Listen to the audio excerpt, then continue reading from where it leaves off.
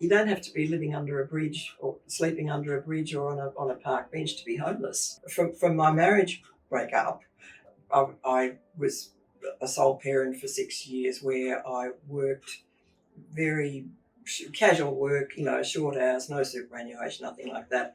And then the last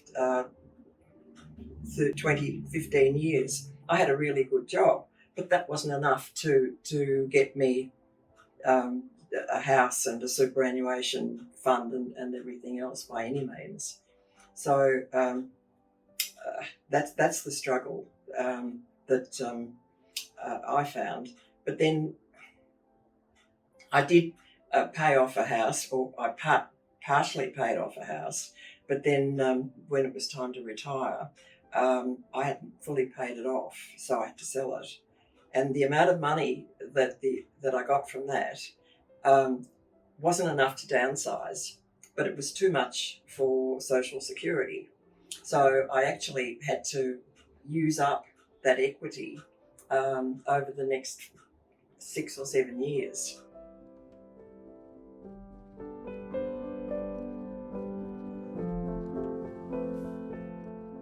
When I applied for this place, I was told I was 5th on the waiting list, which I thought shouldn't take too long. I can stay with a friend here and there and do some house sitting and dog sitting. And then it took 4 years. So that was a nightmare, sort of bouncing around from one place to another and making new arrangements and finding out, where else I could stay and trying to, and then you can't, it's very difficult to find a job when you don't know where you're going to be living next, 3 months later and everything else or anything like that. So that was very disconcerting.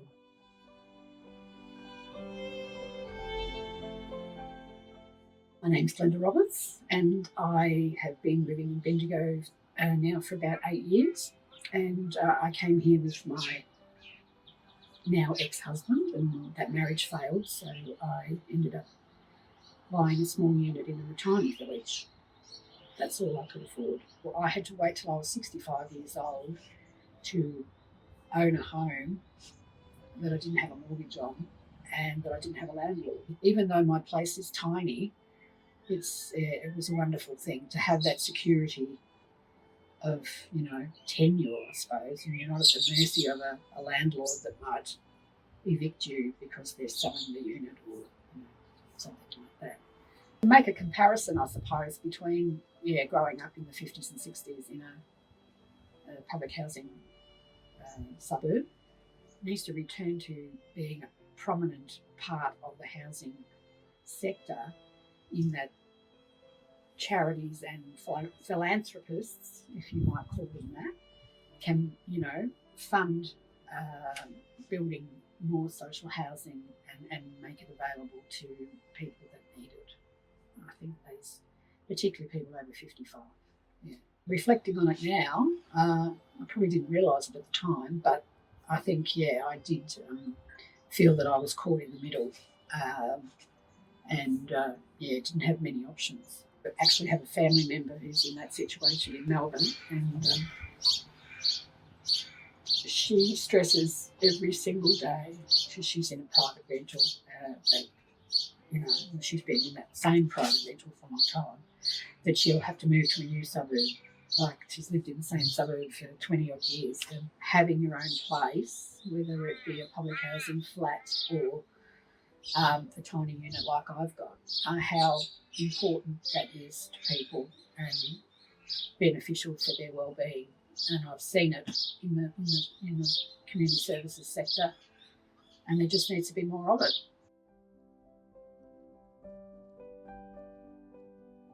For myself, as a non-binary, trans, intersex, female, woman, I was actually rejected by a lot of the real estates and their workers. and it was personal discrimination. I had to de-identify physically from female to male because it made it easier for me to actually get a home.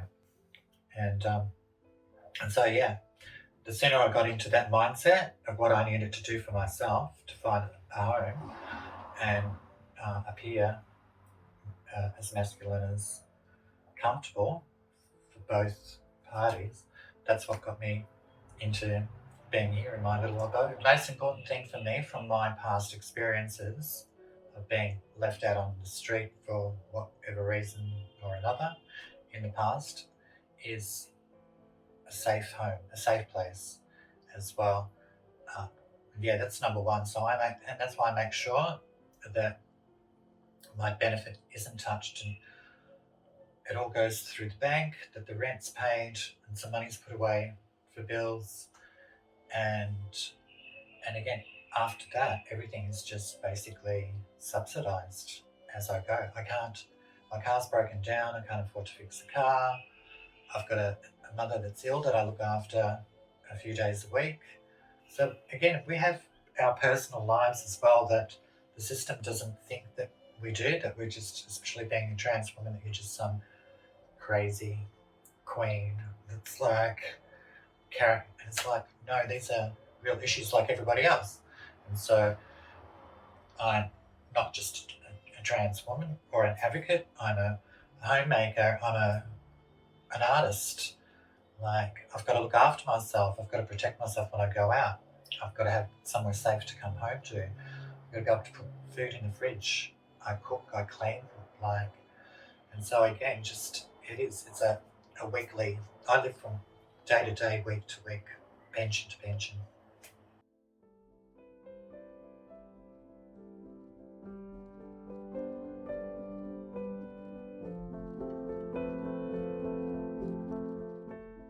Recently, I did a presentation at the Melbourne Town Hall on homelessness, and I said to my sister very proudly, I'm going to do a talk on homelessness in Melbourne Town Hall.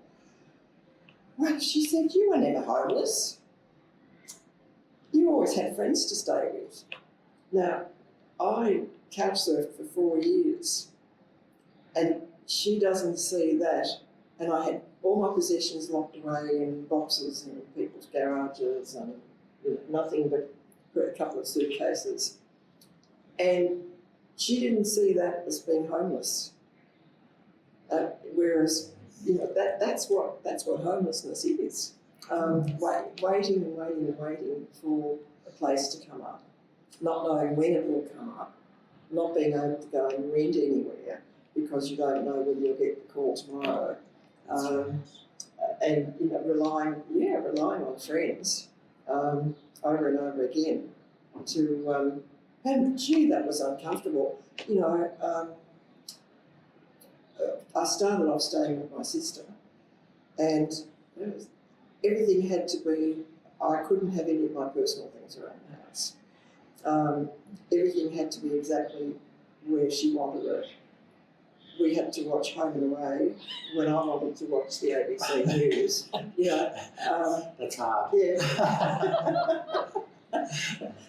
And it just went sort of on. It was really uncomfortable, and it was sort of like that with pretty well all the people I stayed with over the time. So that by the time I got to my own place, I was a wreck. Really, I was a wreck. Of all this, where will I be tomorrow?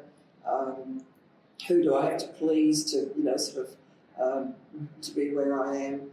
And it took me a couple of years to get over that.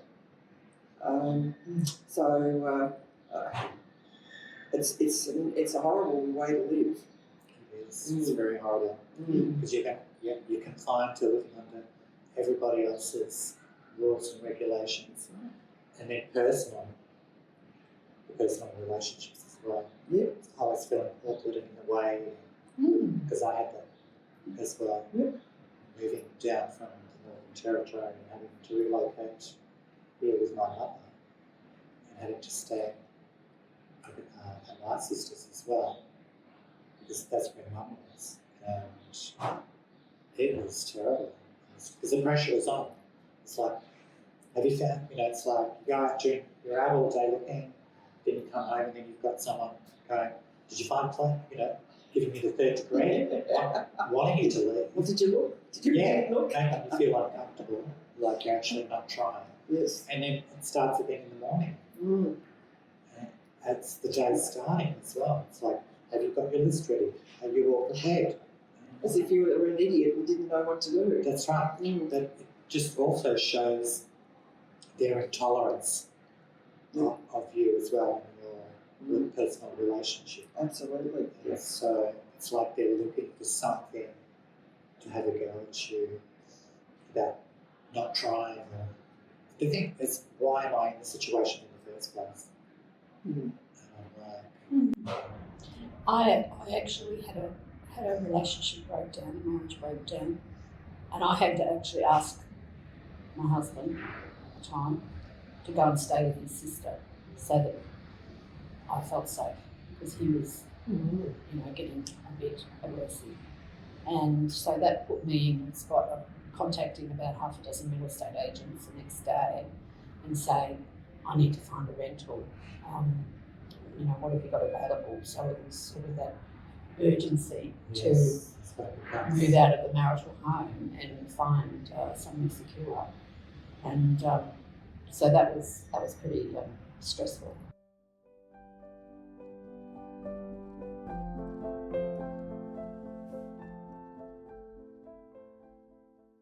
We're all on the same page. We've all had lived experience of this. And I'm bitter and twisted. So am I.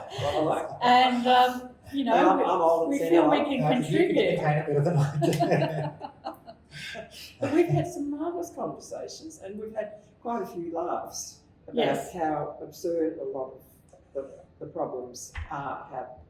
Yes.